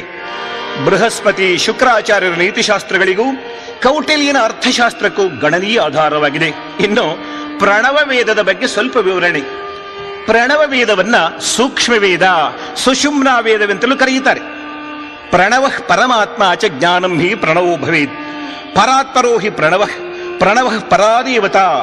ಅಂದರೆ ಪ್ರಣವವೇ ಪರಮಾತ್ಮ, ಪ್ರಣವವೇ ಜ್ಞಾನವು, ಪರಾದೇವತೆಯು, ಸದ್ಗುರು ಸ್ವರೂಪವು, ಪಂಚಮೂರ್ತಿಗಳ ಸ್ವರೂಪವು, ಪರಬ್ರಹ್ಮ ಸ್ವರೂಪವು, ವೇದಗಳಲ್ಲಿನ ಪರಮಾರ್ಥವು, ವಿಶ್ವ ಮೂಲ ಮಂತ್ರಗಳಿಗೆಲ್ಲ ಬೀಜವು ಪ್ರಣವವೇ ಆಗಿದೆ. ಪಾಪನಾಶಕವು, ಮೋಕ್ಷಕ್ಕೆ ಸಾಧನವು, ವಿಶ್ವ ಪುರುಷ ಸ್ವರೂಪವು, ವಿಶ್ವ ಕಾರಣವು, ಪ್ರಪಂಚದಲ್ಲಿ ಸಂಚಾರ ಮಾಡುವುದೆಲ್ಲವೂ ಪ್ರಣವವೇ ಆಗಿದೆ. ಮೋಕ್ಷವನ್ನು ಪ್ರಾಪ್ತ ಮಾಡುವುದು ಪ್ರಣವವೇ ಆಗಿದೆ. ಓಂಕಾರನಾದ ರೂಪವಾದ ಪ್ರಣವವು ಅಕಾರ ಉಕಾರ ಮಕಾರಗಳಿಂದ ಕೂಡಿ ತ್ರಿಗುಣ ಸ್ವರೂಪಕವಾಗಿರುತ್ತದೆ. ಈ ಪ್ರಣವ ವೇದದ ಬಗ್ಗೆ ಹೇಳ ಹೊರಟ್ರೆ ಅದೆಷ್ಟೋ ಸಮಯ ಬೇಕಾಗುತ್ತದೆ. ಕೈವಾರದ ಯೋಗಿ ನಾರಾಯಣಪ್ಪ ಹೇಳ್ತಾರೆ, ಕೇಳುತ್ತ ಕೇಳುತ್ತ ಪ್ರಣವವು ಪ್ರಬಲವಾಗುವುದು, ಪ್ರಣವವಿಲ್ಲದವರ್ಯಾರು ವಿಶ್ವದೊಳಗಿಲ್ಲ.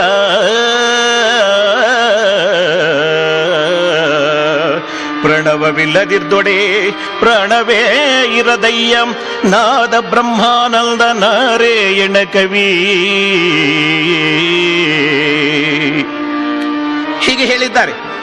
ಇಲ್ಲಿ ಕಥಾಭಾಗದಲ್ಲಿ ಆಂಗೀರ ಋಷಿಯು ಅಥರ್ವಣ ವೇದವನ್ನು ಹದ್ಗತ ಮಾಡಿಕೊಂಡು ಲೋಕಸೇವಾ ಕಾರ್ಯಗಳಲ್ಲಿ ತೊಡಗಿದ್ದಾನೆ. ಈ ಪರಂಪರೆಯಲ್ಲಿ ಬೃಹಸ್ಪತಿ, ಸುಧನ್ವ, ರುಭಗಳು ಮುಂತಾದ ಬ್ರಹ್ಮರ್ಷಿಗಳು, ಶಿಲ್ಪಿಗಳು ಜನ್ಮಿಸಿ ಅವರೂ ಕೂಡ ಲೋಕಸೇವಾ ಕಾರ್ಯಗಳನ್ನು ಮಾಡಿ ಅಮರರಾಗಿದ್ದಾರೆ. ಹೀಗೆಂದು ಸೂತ ಮುನೀಂದ್ರರು ಆಂಗೀರ ಮುನಿಯು ಧನ್ಯನಾದುದನ್ನು ಹೇಳಿ ಆಮೇಲೆ ಶ್ರೀಮನ್ನಾರಾಯಣನು ಹಯಗ್ರೀವನಾದುದನ್ನು ಹೇಳ್ತಾರೆ. ಹೇಗೆಂದರೆ, ಆಲಿಸಿ ಮುನಿಗಳೇ ಶ್ರೀ ಮಹಾವಿಷ್ಣುವೋ ಹಯವದನನಾದ ಚರಿತೆಯ, ಅರುಹುವೆ ಮುದದಿಂದ ವಿಶ್ವಕರ್ಮನ ಅದ್ಭುತ ಲೀಲೆಯ ನಿಮಗೆಂದು. ಆಲಿಸಿ ಮುನಿಗಳೇ ಶ್ರೀ ಮಹಾವಿಷ್ಣುವೋ ಹಯವದನನಾದ ಚರಿತೆಯ.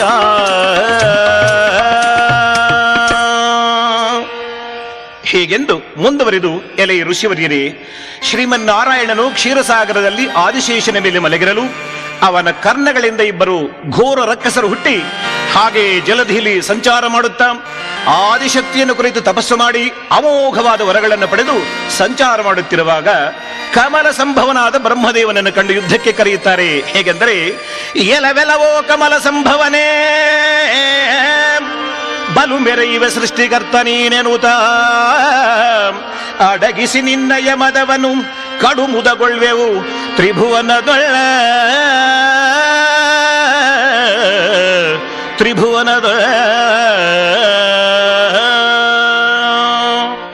ಹೀಗೆಂದು ಘರ್ಜಿಸುತ್ತಾರೆ. ಇದನ್ನು ಕೇಳಿದ ಬ್ರಹ್ಮದೇವ ಹೆದರಿ ಹರಿಗೆ ಮರಿ ಹೋಗ್ತಾನೆ. ನಾರಾಯಣ, ಹೇಗಾದರೂ ಮಾಡಿ ದುರುಳರಿಂದ ನನ್ನನ್ನು ಕಾಪಾಡಯ್ಯ ಅಂಥೇಳಿ. ಆಗ ನಾರಾಯಣ ಬ್ರಹ್ಮನಿಗೆ ಧೈರ್ಯ ಹೇಳಿ ದಾನವರ ಮೇಲೆ ಯುದ್ಧಕ್ಕೆ ಹೋಗ್ತಾನೆ. ಹೀಗೆ ಬಹುಕಾಲ ಯುದ್ಧ ಮಾಡ್ತಾನೆ. ಆದರೆ ರಕ್ಕಸರು ಸೋಲುವುದೇ ಇಲ್ಲ.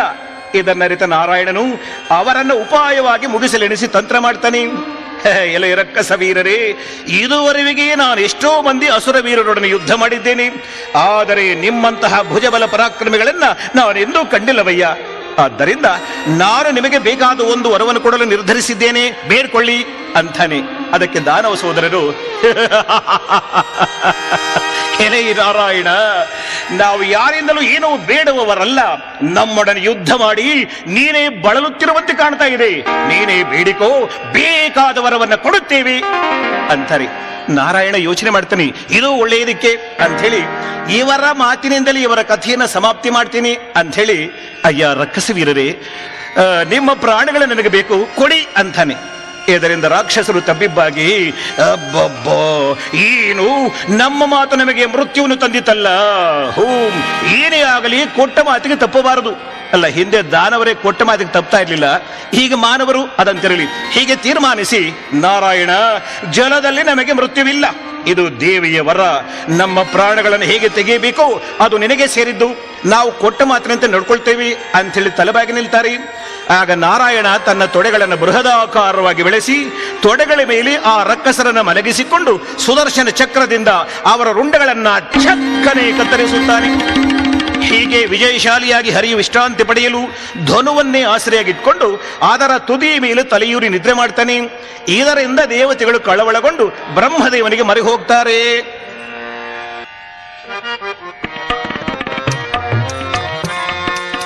ಮೊರೆ ಹೊಕ್ಕೆವೋ ನಿನ್ನ ಪರಮೇಷ್ಠಿ, ಕರುಣದಿಂದಲಿ ಕಾಯೋ ಪರಿತಾಪವ ಹರಿಸಿ ಮೊರೆ ಹೊಕ್ಕೆವು ನಿನ್ನ ಪರಮೇಷ್ಠಿ. ಹರಿಯೋ ನಿದ್ರೆಯಿಲ್ದೆಚ್ಚರಗೊಳಿಸಲು ತ್ವರಿತದಿ ಕ್ರಿಮಿಯುಂಡ ಸೃಷ್ಟಿಯ ಗೈಯಲು ಮೊರೆ ಹೊಕ್ಕೆವು ನಿನ್ನ ಪರಮೇಷ್ಠಿ ಪರಮೇಷ್ಠಿ ಪರಮೇಷ್ಠಿ. ಹೀಗೆಂದು ಮೊರೆಯಿಟ್ಟ ದೇವತೆಗಳನ್ನು ಸಂತೈಸಿ ಅವರಿಂದ ಎಲ್ಲ ವಿಷಯ ತಿಳಿದು ವಜ್ರದಂಷ್ಟ ಕ್ರಮಿಯೊಂದನ್ನು ಸೃಷ್ಟಿ ಮಾಡಿ, ಎಲೆ ಈ ಕ್ರಿಮಿಯೇ ಹರಿಯೊರೆಗೆ ನಿದ್ರೆ ಮಾಡುತ್ತಿರುವ ಧನುಸ್ಸಿನ ಸೂತ್ರವನ್ನ ಕತ್ತರಿಸಿ ಹರಿಗೆ ಎಚ್ಚರವಾಗುವಂತೆ ಮಾಡು.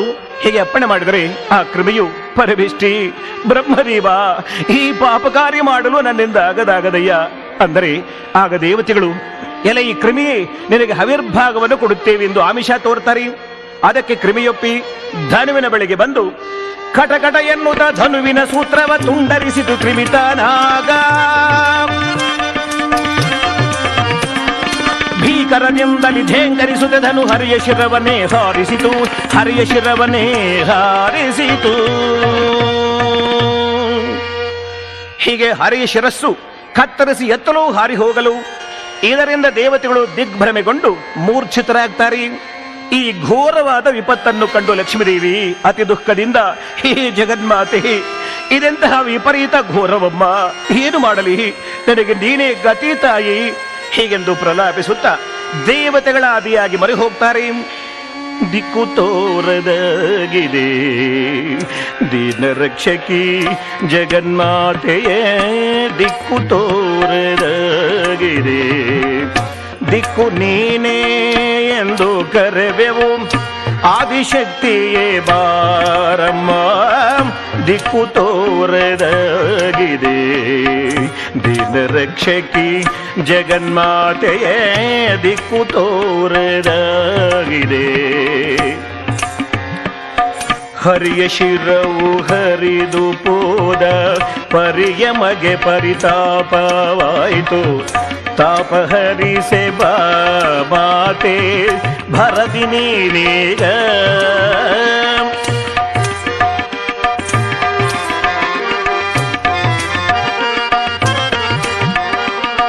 ಪರಮ ಪಾವನ ಚರಿತೆ ನೀನು, ಪರಮ ಮಂಗಳ ಧಾತೆ ನೀನು, ಹರಿಗೆ ಶಿರವನಿತ್ತು ನಮ್ಮ ಕರುಣದಿಂದ ಪೊರೆಯೇ ತಾಯೇ, ದಿಕ್ಕು ತೋರದಾಗಿದೆ ದೀನ ರಕ್ಷಕಿ ಜಗನ್ಮಾತೆಯೇ, ದಿಕ್ಕು ತೋರದಾಗಿದೆ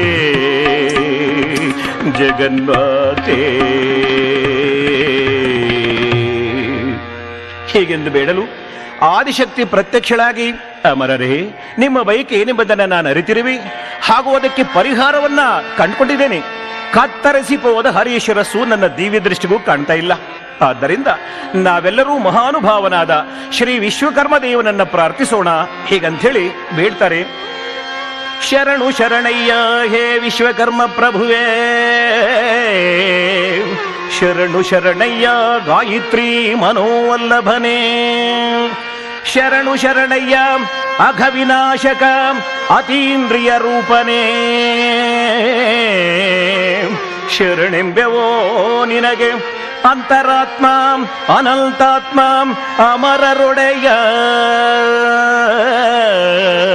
ಅಮರರೊಡೆಯ.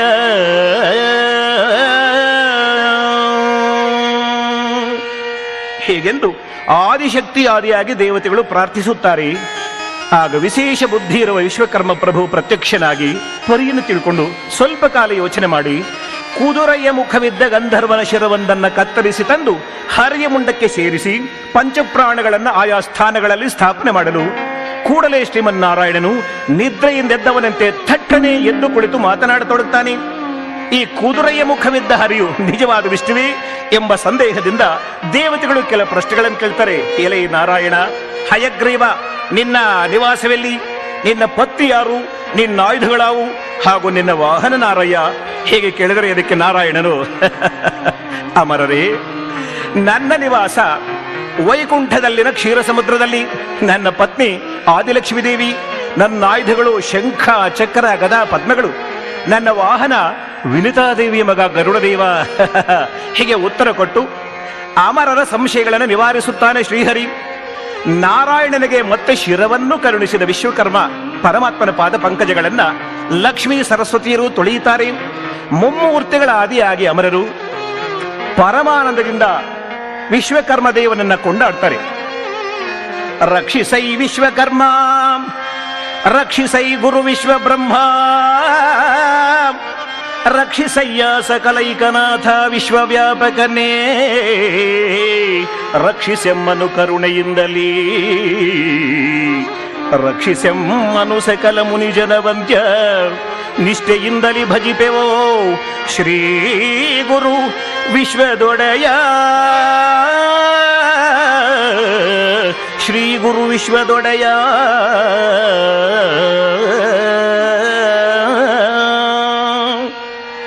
ಹೀಗೆಂದು ತ್ರಿಮೂರ್ತಿಗಳಾದಿಯಾಗಿ ಪ್ರಾರ್ಥನೆ ಮಾಡ್ತಾರೆ. ವಿಶ್ವದಲ್ಲಿ ದೇವರಂದ್ರೆ ವಿಶ್ವಕರ್ಮ ದೇವನೊಬ್ಬನೇ. ಈ ಬಗ್ಗೆ ವೇಮಣ್ಣನವರ ಇನ್ನೊಂದು ಪದ್ಯವನ್ನು ಕೇಳಿ. ದೇವ ಪೂಜೆಗಳಲ್ಲಿ ದೇವಾಲಯಗಳಲ್ಲಿ ದೇವರೆನುತಲಿ ನಮಿಸಿ ತಿಳಿಯಲರಿಯರು, ತಿಳಿಯ ವಿಶ್ವಕರ್ಮ ದೇವಾಧಿದೇವನೈ ವಿಶ್ವತೋಭಿರಾಮ ಕೇಳುವೇಮ, ಕೇಳುವೇಮ ವೇಮ.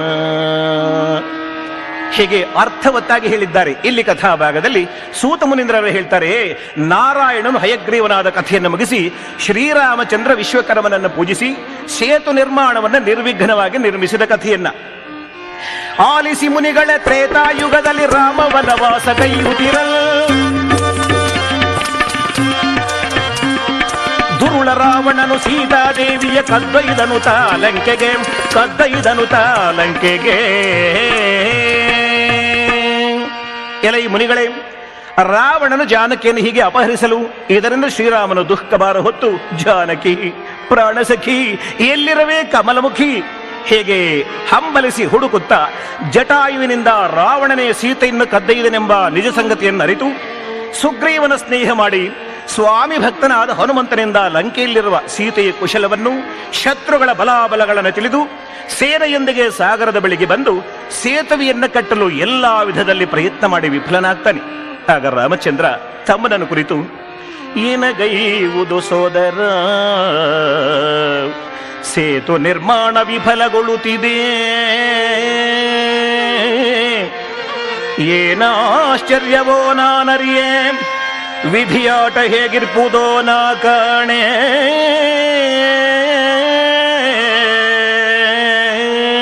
ನಾ ಕಾಣೆ. ತಮ್ಮ ಸೌಮಿತ್ರಿ, ಇದುವರೆಗೆ ಸಾಗರದಲ್ಲಿ ಹಾಕಿದ ಭಾರಿ ಭಾರಿ ಕಲ್ಲುಗಳು ಸುಳಿವಿಲ್ಲದಂತಾಗಿವೆ. ಯಾವ ಪುಣ್ಯದಿಂದ ಸಾಗರವನ್ನು ದಾಟಬಲ್ಲೆವು, ನನಗೆ ತೋಚದಾಗಿದೆ. ಹೀಗೆಂದ ರಾಮನಿಗೆ ಲಕ್ಷ್ಮಣ ಹೇಳ್ತಾನೆ, ಅಣ್ಣಯ್ಯ, ಸರ್ವಜ್ಞನಾದ ನಿನಗೆ ಹೇಳುವುದಾದ್ರೂ ಏನಿದೆ, ಆದರೂ ನೀ ಕೇಳಿದ್ರಿಂದ ಹೇಳ್ತೇನೆ. ಅಗ್ರಜ, ಸಮೀಪದಲ್ಲಿ ಪ್ರಾಚೀನವಾದ ಬಕದಾಲ್ಭ್ಯರ ಆಶ್ರಮವಿದೆ. ಆ ಮುನೀಂದ್ರ ವಯೋಜ್ಯೇಷ್ಠ ಹಾಗೂ ತ್ರಿಕಾಲಜ್ಞಾನಿ. ಅವನ ಮೊರೆ ಹೊಕ್ಕರೆ ನಮ್ಮ ಕಾರ್ಯ ಕೈಗೂಡುತ್ತದೆ. ಅಂದರೆ ರಾಮ ತಮ್ಮನೊಡನೆ ಆಶ್ರಮಕ್ಕೆ ಬಂದು ಮುನಿಗೆರಗಿ, ಎರಗಿ ಬೇಡುವೆ ವಯ್ಯ ಯೋಗಿ ರಾಜ,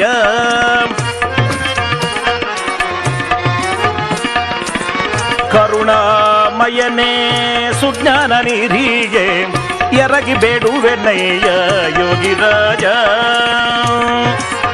ಸೇತು ನಿರ್ಮಾಣವು ಭಗ್ನವಾಗುತ್ತಲಿದೆ, ದಾರಿಯ ತೋರಿಸಿ ಕಾಯೈ ಗುರುದೇವ, ಎರಗಿ ಬೇಡುವೆ ನಯ್ಯ ಯೋಗಿ ರಾಜ. ಹೀಗೆ ಭಕ್ತಿಯಿಂದ ಬೇಡಲು ಬಕದಾಲ್ಭ್ಯರು, ಎಲೆ ರಾಘವನೇ, ಬೇಡಿದವರ ಇಷ್ಟಾರ್ಥಗಳನ್ನು ಈಡೇರಿಸುವ ಪ್ರಭು ದೇವರು ಅಂದರೆ ವಿಶ್ವಕರ್ಮ ದೇವನೊಬ್ಬನೇ. ಆದ್ದರಿಂದ ವಿಶ್ವಕರ್ಮನಲ್ಲಿ ಅತ್ಯಂತ ಭಕ್ತಿಯುಳ್ಳವನಾದ ನಳನನ್ನ ಪ್ರಾರ್ಥನೆ ಮಾಡಿ ಅವನಿಂದಲೇ ವ್ರತವನ್ನು ಮಾಡಿಸಿದರೆ ನಿನ್ನ ಕಾರ್ಯ ಕೈಗೂಡುತ್ತದೆ. ಅಂದರೆ ರಾಮನಿಗೆ ಆಶ್ಚರ್ಯವಾಗ್ತದೆ. ನಿಜಕ್ಕೂ ವಿಶ್ವಕರ್ಮನ ಮಹಿಮೆ ಆಶ್ಚರ್ಯ ವಿಚಿತ್ರಗಳಿಂದ ಕೂಡಿದೆ. ಇದರ ಬಗ್ಗೆ ವೇಮಣ್ಣ ಇನ್ನೊಂದು ಕಡೆ ಹೇಳ್ತಾರೆ, ವಿಶ್ವಕರ್ಮನ ಮಹಿಮೆ ಕೇಳೆ ವಿಚಿತ್ರವೋ, ವಿಶ್ವಕರ್ಮ ಮಹಿಮೆ ಶಾಶ್ವತವೋ, ವಿಶ್ವಕರ್ಮನಿರದೆ ವಿಶ್ವವಿನ್ನಿರುವುದೇ, ವಿಶ್ವತೋಭಿರಾಮ ಕೇಳುವೇಮಾ ಕೇಳುವೇಮಾ.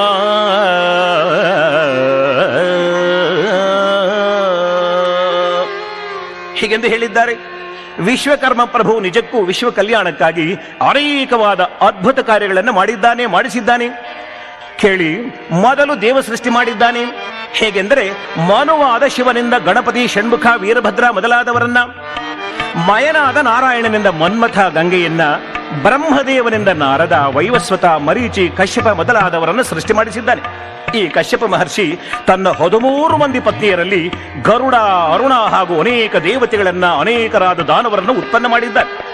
ದೇವೇಂದ್ರ ಜಯಂತನನ್ನು ಪಡೆದಿದ್ದಾನೆ. ಇನ್ನು ಸೂರ್ಯದೇವ ತನ್ನ ಪತ್ನಿಯರಾದ ಸಂಜ್ಞಾ ಛಾಯೆಯರಲ್ಲಿ ಯಮುನಿಯನ್ನ, ಶನಿದೇವರನ್ನು ಪಡೆದಿರ್ತಾನೆ.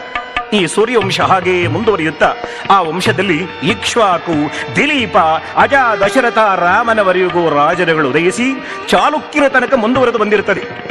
ವಿಶ್ವ ಕಲ್ಯಾಣ ಕಾರ್ಯಗಳು ಸುಗಮವಾಗಿ ಮುಂದುವರಿಯಲು 4 ವರ್ಣಗಳನ್ನ, 4 ಆಶ್ರಮಗಳನ್ನು ಸೃಷ್ಟಿ ಮಾಡಿದ್ದಾನೆ ವಿಶ್ವಕರ್ಮ ಪ್ರಭು.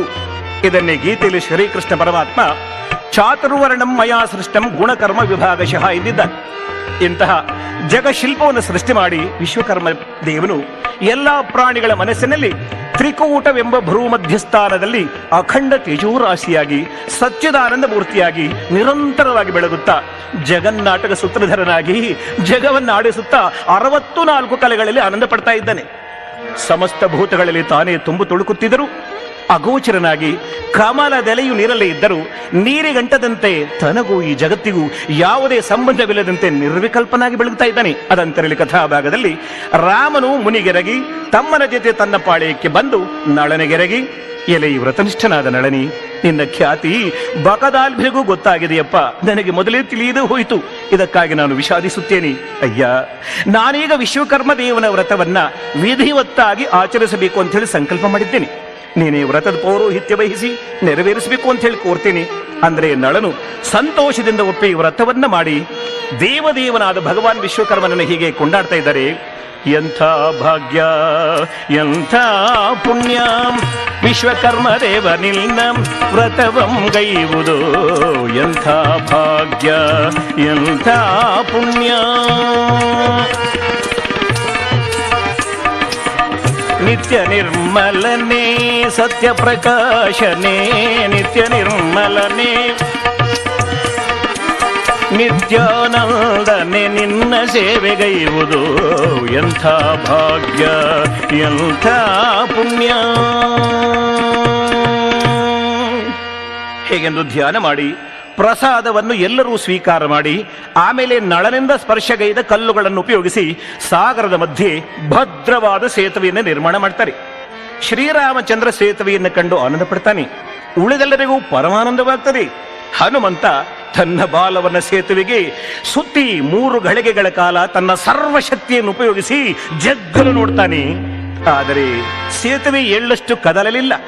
ಆಗ ಹನುಮನು ನಾಚಿಕೆ ಪಟ್ಟು ವಿಶ್ವಕರ್ಮನಿಗೆರೆಗೆ ಶರಣಾಗ್ತಾನೆ. ವ್ರತದ ಫಲದಿಂದ ಶ್ರೀರಾಮನ ಸೇನೆಯೊಂದಿಗೆ ಸಮುದ್ರವನ್ನು ದಾಟಿ ಲಂಕೆಗೆ ಬಂದು ರಾವಣಾದಿಗಳನ್ನ ಕೊಂದು ಸೀತೆಯೊಂದಿಗೆ ಅಯೋಧ್ಯೆಗೆ ಬಂದು ತನ್ನವರೊಂದಿಗೆ ಸುಖವಾಗಿ ಕಾಲಯಾಪನೆ ಮಾಡ್ತಿರ್ತಾನೆ. ಹೀಗೆಂದು ಸೂತರು ಹೇಳಿದರೆ ಕೇಳಿದ ಋಷಿಗಳು ಆನಂದ ಪಡ್ತಾರೆ. ಆಮೇಲೆ ಎಲೆ ತಾಪಸೋತ್ತಮರಾದ ಸೂತರೆ, ತಾರಕಾಸುರನ ಸಂಹಾರಕ್ಕಾಗಿ ಶಿವನು ಸ್ಕಂದನನ್ನ ಯಾವ ರೀತಿಯಲ್ಲಿ ಪಡೆದ ಅನ್ನೋದನ್ನ ದಯಮಾಡಿ ಹೇಳಬೇಕು ಅಂತ ಹೇಳಿ ಬೇಡ್ಕೊಳ್ತಾರೆ. ಆಗ ಸೂತರು, ಎಲೆ ಶಿವನಕಾದಿ ಮುನಿವರಿರಿ, ದಕ್ಷ ಬ್ರಹ್ಮನ ಮಗಳಾದ ಸತೀದೇವಿ ಶಿವನ ಪತ್ನಿಯಾಗಿದ್ದಳು.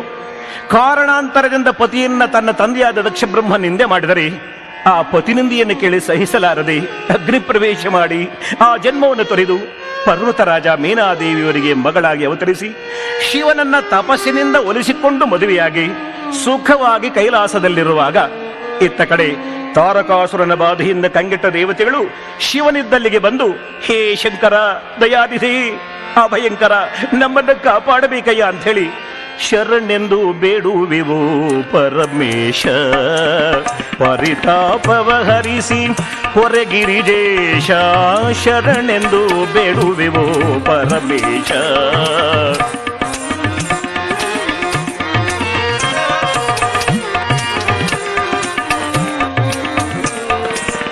ದುರುಳ ತಾರಕನು ವರ ಬಲಗರುವದೆ ದುರುಳ ತಾರಕನು ಸುರನರರೆಲ್ಲರ ಬಹುಕಾಡಿ ಪೀಡಿಪ ಶರಣೆಂದು ಬೇಡುವೆವೋ ಪರಮೇಶ ಪರಮೇಶ ಗೌರೀಶ. ಹೀಗೆಂದು ಬೇಡಿದರೆ ಅಮರರ ಮರೆಯನ್ನ ಆಲಿಸಿದ ಶಂಕರನು ಕಾರಣವನ್ನು ತಿಳ್ಕೊಂಡು, ಎಲೆ ದೇವತೆಗಳೇ, ನಿಮ್ಮ ಕಷ್ಟವನ್ನು ಬೇಗ ನಿವಾರಣೆ ಮಾಡ್ತೇನೆ, ನಿಶ್ಚಿಂತರಾಗಿ ಹೊರಡಿ ಹೀಗೆ ಕಳುಹಿಸಿ ಆಮೇಲೆ ಪಾರ್ವತಿಯನ್ನು ಕುರಿತು, ಎಲೆ ಶುಭಾಂಗಿ, ಹಿಂದೆ ನೀ ಬೇಡದ ವರವು ಈಗ ಫಲಿಸಲಿದೆ. ತ್ರಿಲೋಕ ಪೂಜ್ಯನು, ಬ್ರಹ್ಮಚರ್ಯ ವ್ರತವನ್ನ ಪಾಲಿಸುವನು, ಅಸುರರನ್ನ ನಾಶ ಮಾಡುವ ಸಾಮರ್ಥ್ಯವುಳ್ಳ ಪುತ್ರನನ್ನ ನಿನಗೆ ನಾನು ಕರುಣಿಸುತ್ತಿದ್ದೇನೆ. ಅಂದರೆ ಅದಕ್ಕೆ ಪಾರ್ವತಿ ದೇವಿ, ದೇವ, ತಾವು ಸರ್ವಶಕ್ತರಾದ್ದರಿಂದ ತಮ್ಮ ಮಗನೂ ಮಹಾನುಭಾವನೆಯಾಗಿರ್ತಾನೆ. ಆದರೆ ನನಗೊಂದು ಸಂದೇಹವಿದೆ, ಅದನ್ನು ತಮಗೆ ಅರಿಕೆ ಮಾಡಿಕೊಳ್ತೇನೆ.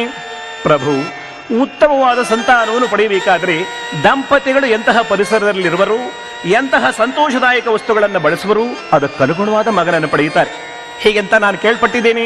ಹಾಗೆ ನೋಡಿದರೆ ನಾವಿರುವುದು ಅಮಂಗಲಕರವಾದ ಸ್ಮಶಾನ.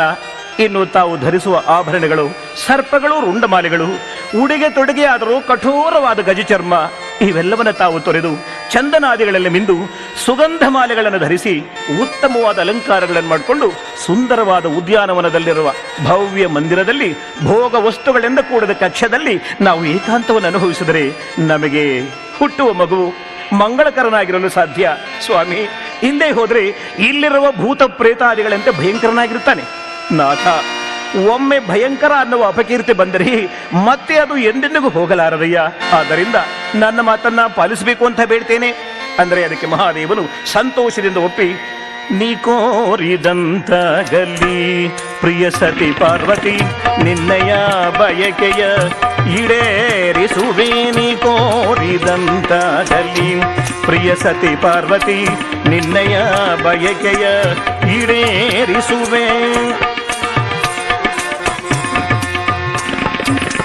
ನಿನ್ನ ಮನೋರಥವು ಪೂರ್ಣವಾಗಲು ವಿಶ್ವಕರ್ಮದೇವನ ಕೃಪೆ ಪಡೆಯಲು ಬೇಕು. ವಿಶ್ವಕರ್ಮದೇವನ ನೀ ಕೋರಿದಂತಾಗಲಿ ಪ್ರಿಯ ಸತಿ ಪಾರ್ವತಿ, ನಿನ್ನಯ ಬಯಕೆಯ ಈಡೇರಿಸುವೆ.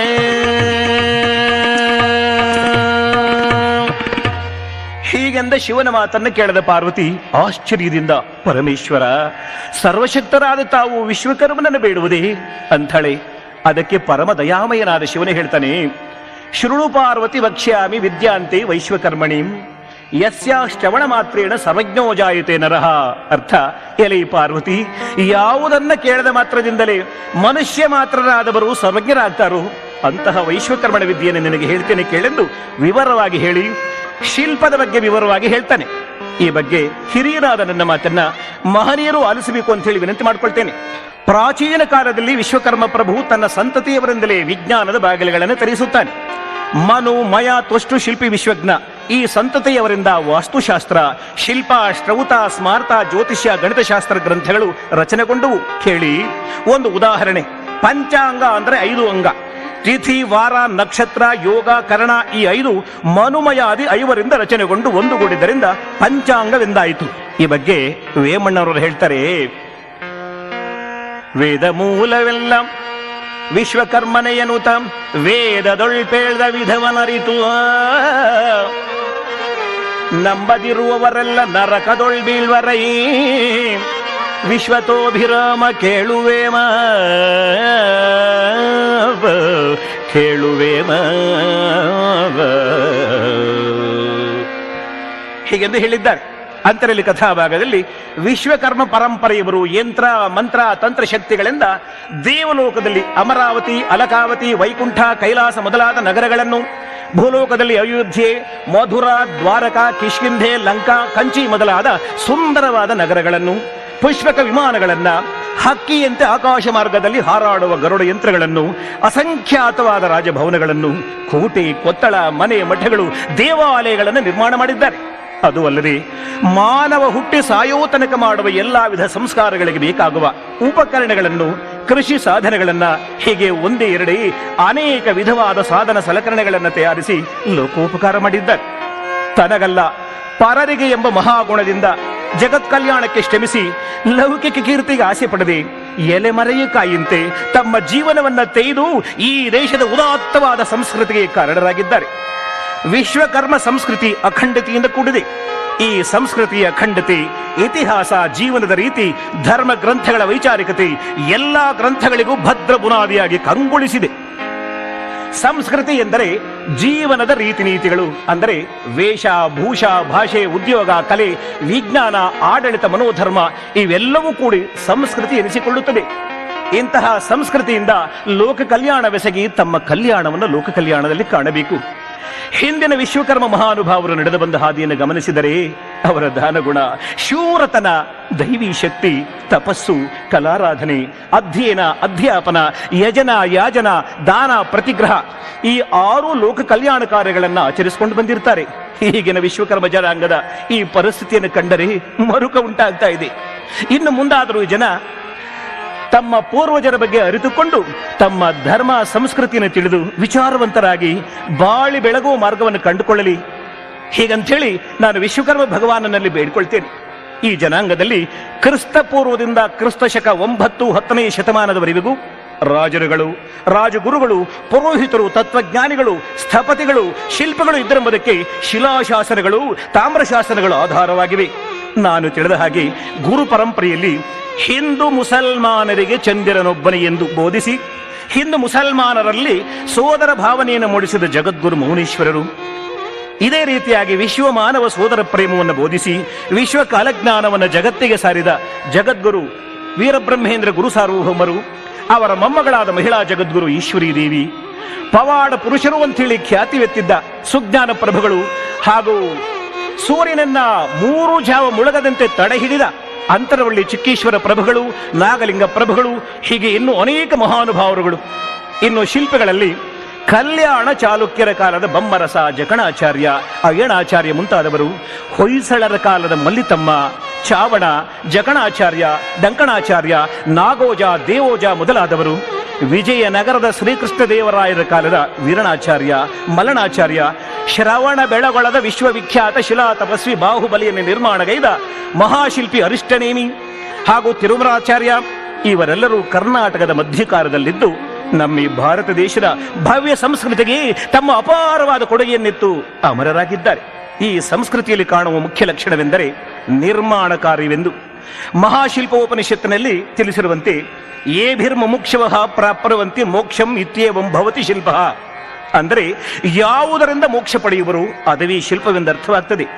ಶಿಲ್ಪಂ ಜಗಜ್ಜೀವನಂ, ಅಂದರೆ ಶಿಲ್ಪವೇ ಜಗತ್ತಿನ ಜೀವನಕ್ಕೆ ಆಧಾರವಾಗಿದೆ. ಅಗೋಚರನಾದ ಪರಮಾತ್ಮನನ್ನು ಗೋಚರನನ್ನಾಗಿ ಮಾಡುವುದು, ನಿರಾಕಾರನಾದ ಪರಮಾತ್ಮನನ್ನು ಸಾಕಾರಗೊಳಿಸುವುದು ಶಿಲ್ಪವೇ ಆಗಿದೆ. ಅಲ್ಲದೆ ಭಾರತೀಯ ಸಂಸ್ಕೃತಿಯ ಜೀವಾಳವು ಶಿಲ್ಪವೇ ಆಗಿದೆ ಅನ್ನೋದರಲ್ಲಿ ಯಾವುದೇ ಸಂದೇಹ ಸಂಶಯಗಳಿಲ್ಲ. ಶಿಲ್ಪವು 2 ವಿಧವಾಗಿದೆ. ದೇವಶಿಲ್ಪ, ಮಾನುಷ್ಯ ಶಿಲ್ಪವೆಂದು, ವಾಸ್ತುಶಿಲ್ಪ, ಮೂರ್ತಿಶಿಲ್ಪವೆಂದು ಹೇಳಲಾಗಿದೆ. ಕೃತತ್ರೇತ ದ್ವಾಪರ ಕಲಿಯುಗಗಳಲ್ಲಿ ವಿಶ್ವಕರ್ಮರೇ ಶಿಲ್ಪಗಳನ್ನು ನಿರ್ಮಾಣ ಮಾಡಿದ್ದಾರೆ. ಆದರೆ ಕಲಿಯುಗದಲ್ಲಿ ಕ್ರಿಸ್ತ ಶಕ 1500 ವರ್ಷಗಳಿಂದೀಚೆಗೆ ವಿಶ್ವಕರ್ಮರಿಗೆ ಕಷ್ಟಕಾಲ ಒದಗಿ ಅತಿಯಾದ ಕಷ್ಟ ನಷ್ಟಗಳನ್ನು ಅನುಭವಿಸುತ್ತಿದ್ದಾರೆ. ತಮ್ಮ ಪುರಾತನವಾದ ಭವ್ಯ ಪರಂಪರೆಯನ್ನು ಅರಿಯದೆ ಪ್ರತಿಯೊಂದು ವಿಷಯಕ್ಕೂ ವಿದ್ಯೆಗೂ ಪರಾವಲಂಬಿಗಳಾಗಿ ಬೆಳ್ತಾ ಇದ್ದಾರೆ. ಅದು ಅಲ್ಲದೆ ಕಿತ್ತು ತಿನ್ನುವ ಕಡು ಬಡತನ, ದಾರಿದ್ರ್ಯ, ಅಜ್ಞಾನಗಳಿಂದ ಪೀಡಿತರಾಗಿ ತಮ್ಮ ಮೂಲ ಸಂಸ್ಕೃತಿಯ ಬಗ್ಗೆ ತಿಳಿಯದವರಾಗಿದ್ದಾರೆ. ತಾವೇ ತಮ್ಮ ಸಂಸ್ಕೃತಿಯ ಬಗ್ಗೆ ತಿಳಿದುಕೊಳ್ಳಲು ಪ್ರಯತ್ನ ಮಾಡದೆ ಹೋದರೆ ಆ ಬಗ್ಗೆ ಇತರರು ತಿಳಿಯುವುದು ಹೇಗೆ ತಾನೇ ಸಾಧ್ಯವಾದೀತು? ಇದಕ್ಕೆಲ್ಲ ಮುಖ್ಯವಾದ ಕಾರಣ ಅಂದರೆ ತಮ್ಮ ಧರ್ಮದ ಬಗ್ಗೆ, ಸಂಸ್ಕೃತಿಯ ಬಗ್ಗೆ ತಮಗಿರುವ ಅಜ್ಞಾನ, ಅಸಡ್ಡೆಗಳೇ ಕಾರಣವಾಗಿದೆ. ಇದೇ ಮಾತನ್ನ ಆಂಧ್ರದ ಪಂಡಿತರೊಬ್ಬರು ಮಾರ್ಮಿಕವಾಗಿ ಹೇಳಿರುತ್ತಾರೆ. ಅದಂತರಲ್ಲಿ ಶಿಲ್ಪವು ಲೋಕೋತ್ತರವಾದ ಜ್ಞಾನವು ಕಲೆಯಾಗಿರುತ್ತದೆ. ಆದ್ದರಿಂದ ಶಿಲ್ಪಿಯಾದವನು ಸತ್ಕುಲ ಪ್ರಸೂತನಾಗಿ ವೇದೋಪನಿಷತ್ತುಗಳನ್ನು ಅರಿತು ಅಭ್ಯಾಸ ಮಾಡಿ ಸಿದ್ಧಿಯನ್ನು ಪಡೆದು ಕುಶಲಮತಿಯುಳ್ಳವನಾಗಿರಿ, ಸತ್ಯ ಸದ್ಧರ್ಮಗಳನ್ನು ಆಚರಿಸಿಕೊಂಡು ಜೀವನ ಸಾಗಿಸುವನಾಗಿರಬೇಕು. ಇದರ ಬಗ್ಗೆ ಶಂಕರನು ಪಾರ್ವತಿ ದೇವಿಗೆ ಒಂದೆಡೆ ಹೀಗೆ ಹೇಳಿದ್ದಾನೆ: ಆದಿಮೂರ್ತಿ ಸ್ವಯಂ ಶಿಲ್ಪಿನ ಭೇದಂ ಶೃಣಿ ಪಾರ್ವತಿ, ತ್ರಿಸಂಧ್ಯಾ ವಂದನಾಶ್ಚೈವ ಗಾಯತ್ರಿ ವೇದ ಪಾಠನಾತ್. ತಜ್ಜಿಹ್ವಾ ವೇದ ಸಂಪನ್ನ ತತ್ಕರ್ಮಾದೀಕ್ಷಯ ಗುರು ಶಿಲ್ಪಿನೋ ಹೃದಯಂ ಬ್ರಹ್ಮ ಚಂದ್ರ ಸೂರ್ಯಾ ಚ ಚಕ್ಷುಷಿ ಹಸ್ತೌ ಹರಿಹರಂ ಚೈವ ಸರ್ವಾಂಗ ಸರ್ವದೇವತಃ ಮಣಿಬಂಧ ಸ್ವಯಂ ಪ್ರೋಕ್ತಂ ಗಣೇಶ ಷಣ್ಮುಖಸ್ತದ ಕರಯೋ ಸರ್ವತೀರ್ಥಾಣಿ ಗಂಗಾ ಯಮುನಾ ಸರಸ್ವತಿ ಗಂಗಾ ಯಮುನಾ ಸರಸ್ವತಿ. ಹೀಗೆಂದು ಶಿವನು ಪಾರ್ವತಿ ದೇವಿಗೆ ಹೇಳಿದ್ದಾನೆ. ಇಲ್ಲಿ ಕಥಾಭಾಗದಲ್ಲಿ ಶಂಕರನು ವಿಶ್ವಕರ್ಮನ ಬಗ್ಗೆ, ಶಿಲ್ಪದ ಬಗ್ಗೆ ವಿಶದವಾಗಿ ಪಾರ್ವತಿ ದೇವಿಗೆ ಹೇಳಿ ತಮ್ಮ ಇಷ್ಟಾರ್ಥವನ್ನು ಪಡೆಯಲು ವಿಶ್ವಕರ್ಮ ದೇವನನ್ನ ಹೀಗೆ ಬೇಡ್ತಾ ಇದ್ದಾರೆ. ವಿಶ್ವಮಾತೃ ಪಿತರೂಪ ವಿಶ್ವಕರ್ಮ ದೇವನೇ, ವಿಶ್ವಾತ್ಮಭೂತನಾದ ನಿನ್ನನ್ನೇ ಶರಣೆಂದೆವೋ. ವಿಶ್ವಮಾತೃ ಪಿತರೂಪ ವಿಶ್ವಕರ್ಮ ದೇವನೇ,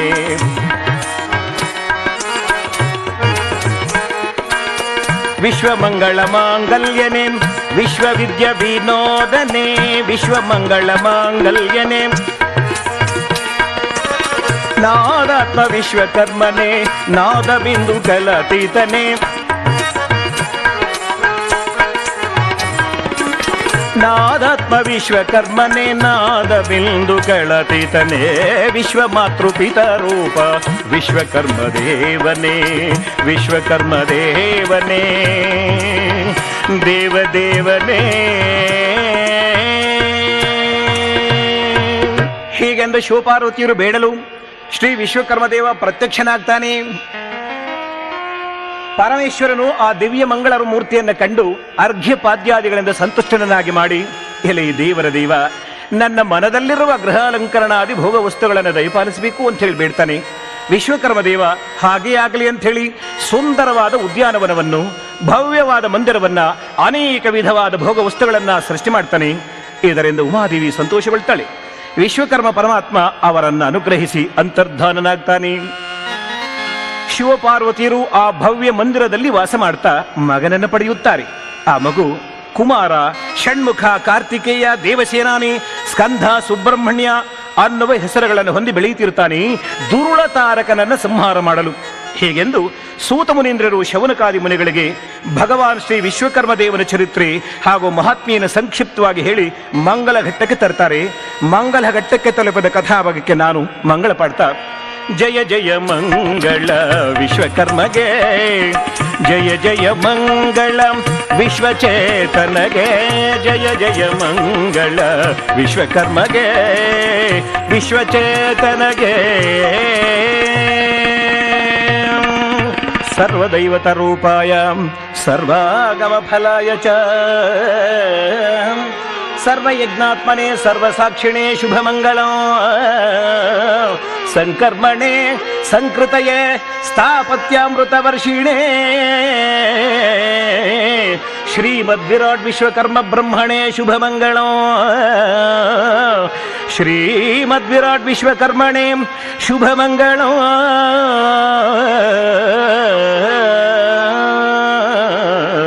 ಶುಭಮಂಗಳಂ. ಸರ್ವಂ ಶ್ರೀ ವಿಶ್ವಕರ್ಮಾರ್ಪಣಮಸ್ತು, ಶ್ರೀ ವಿಶ್ವಕರ್ಮಾರ್ಪಣಮಸ್ತು.